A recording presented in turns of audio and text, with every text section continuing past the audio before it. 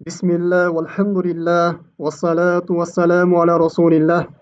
Урматтуу мусулман бир тууганым, такыбачылык тууралуу сүйлөшө турган болсок, такыбачылык бул Аллах Тааланын ыраазычылыгына жеткирүүчү, күнөөлөргө кафарат болуучу, күнөөлөрдүн өчүрүлүп кетүүсүнө, биз күнөөлөрдөн тазаланууга жана ошондой эле тозоктон кутулуп, бейишке кирүүбүзгө эң чоң себепкер боло турган улуу амалдардын бири болуп эсептелинет. Такыбачылык бул инсандын жасаган амалдарынын кабыл болуусунун эң чоң бир белгиси. Аллах Таала өзүнүн пенделеринен такыба пенделерин гана амалдарын кабыл кылат. Такыба пенделерин гана кыямат күнүндө бейишке киргизет. Такыба пенделерин гана Аллах Таала кыямат күнүндө пайгамбарлар менен, сахабалар менен, солих кишилер менен, шахидтер менен чогуу кылат. Аллах Таала кыямат күнүндө бул такыба пенделеринен эч качан корголбайт. Эми урматтуу мусулман бир тууганым, бул такыбачылыкка келе турган болсок, такыбачылык бул хауфу мин жалил. Аллах Тааланы улуктап, андан коркуу. Ал амалу бит танзил. Аллах Таала түшүргөн, ал жиберген пайгамбарларга ээрчип, анын динине амал кылыштык. Арридо би қалил. Аллах Таала берген аз гана рызык боло турган болсо дагы мына ошол нерсеге Аллах Таалага шүгүр билдирип, ошол нерсеге ыраазы болуп жашаштык. Вал истиадад ли яумур рахил. Жана Аллах Таалага жолуга турган күнгө даярдык көрүштүк. Мына ушул такыбачылык. Такыбачылык дегенибиз бул халла зунуба сагираха ва кабираха залика тука. Күнөөнүн кичинекейинен дагы, күнөөнүн чоңунан дагы сактаныштыгыңыз мына ушул таква.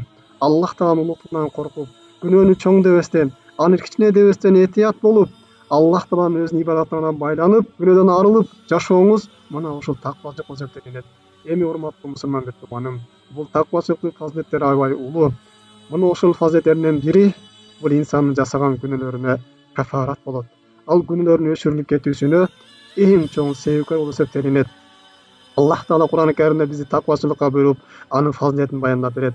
Я айюхаллазина аману тақуллаха. Эй момундар, Аллах Тааладан корккула. Ва кулу каулан садида. Жана сүйлөй турган болсоңор, туура сөздү сүйлөгүлө, чындык сөздү сүйлөгүлө, адамдарга жага турган сөздөрдү сүйлөгүлө. Мына ошондо Аллах Таала юслих лакум амалакум. Силердин жасаган амалыңарды дагы оңдойт. Силердин абалыңарды түзөтөт. Ва ягфиру лакум зунубакум. Жана силердин жасаган күнөөңөрдү кечирет деп Аллах Таала Кур'ан-ы Каримде бизге өзү вада берет. Урматтуу мусулман бир тууганым, биз таква болуп жашай турган болсок, жашообузду таквачылык айландыра турган болсок, анда биздин ишибиз оңолот экен. Аллах Таала биздин күнөөлөрдөн тазалайт экен. Албетте күнөөлөр бул бардык балекет, кырсыктын, бардык жамандыктын, бардык бузукулуктун ачкычы болуп эсептелинет. Жана ошондой Аллах Таала башка бир аяттарында Я айюхаллазина аману ин таттакуллаха яж'ал лакум фуркана. Иман келтиргендер, момундар, эгерде силер Аллах Тааладан коркуп турган болсоңор, Аллах Таала силерге фуркан берет. Аллах Таала силерге мына ушундай илим берет. Ал илим менен силер адашуу менен хидаятты айырмалап билесиңер. Адал менен харамды айырмалап билесиңер. Бактылуу жашоо менен бактысыз жашоону айырмалап билесиңер. Батыл менен акыйкатты айырмалап билип каласыңар дейт. Жана ошондой эле ويكفر عنكم سيئاتكم ويغفر لكم. Жана силердин жасаган күнөөңөрдү Аллах Таала кечирет.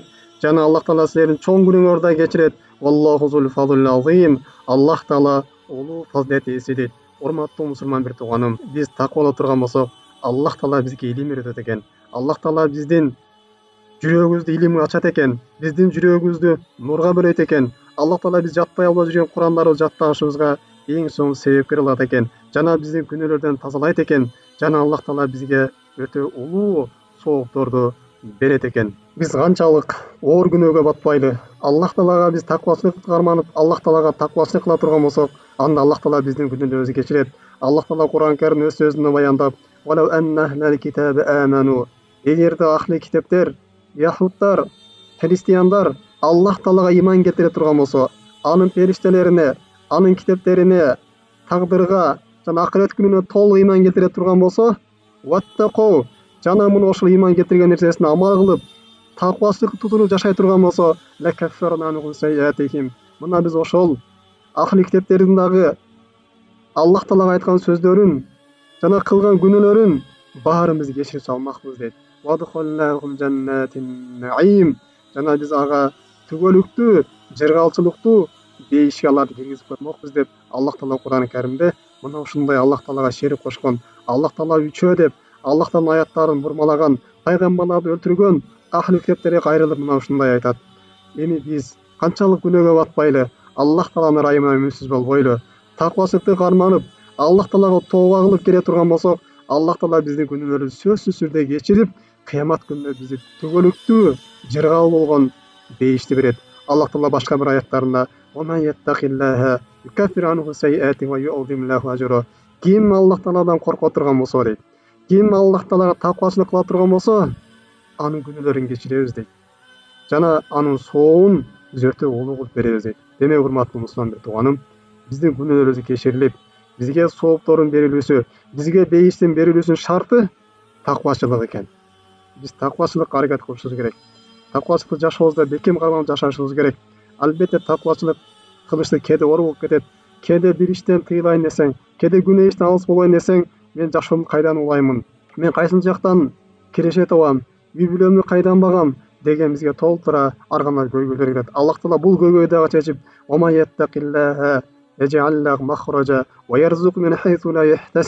ким Аллах Тааладан корко турган болсо, Аллах Таала ага ошол көйгөйлөрүнөн чыгып кетүүчү жол кылып берет.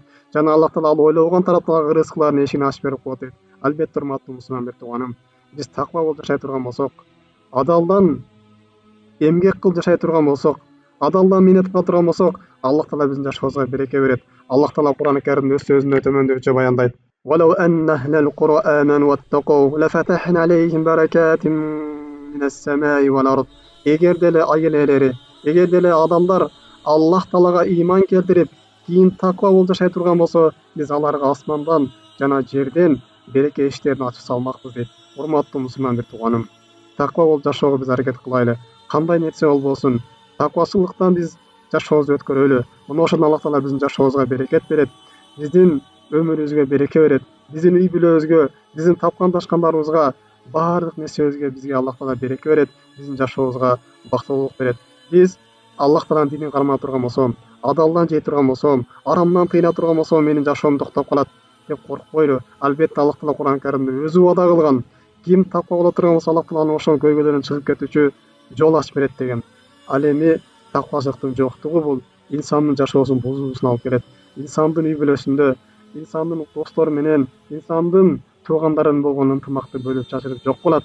Аллах Таала Кур'ан-ы Каримде бул нерсени баяндап, жер бетинде адамдардын жасаган күнөөлөрү себептүү сууда дагы, курутукта дагы ар кандай бузукулуктар ачыкка чыкты дейт. Албетте күнөөлөрдүн көбөйүүсү бул биздин жашообузга бале кырсыктарды алып келет, бизге ар кандай ооруларды алып келет. Ал эми булардан алыстоонун эң бир жолу таква болуп жашаштык. Албетте таквачылыктын жоктугунан адамдар ар кандай оорулар пайда болот, ар кандай жин оорулар пайда болот, ар кандай сыйкырлар адамдардын башын оорутуп, инсандарды кыйнайт. Ал эми шайтандардын, сыйкырчылардын зыянынан эң алыс болуунун бир жолу бул таква болуп жашаштык. Аллах Таала Кур'ан-ы Каримде эгер алар сабырдуу болуп, таква болуп жашай турган болсо, аларга эч кимдин зыяны жетпейт деп Аллах Таала өз сөзүндө бизге баяндап берет. Демек урматтуу мусулман бир тууганым, биз таква болуп жашоого аракет кылайлы. Таквачылык бизге баардык берекенин эшигин ачып берет экен. Биздин жасаган күнөөлөрүбүзгө эң чоң кафарат болуучу амал экен. Таквачылык бул биздин жашообузду жеңилдетип берет. Таквачылык бул биздин рызкыбызга береке берет, биздин бала чакабызга, биздин үй бүлөбүзгө жана ошондой эле биздин баардык коомубузга береке берүүчү эң улуу амал экен. Ассаламу алейкум рахматуллахи ва баракатуху.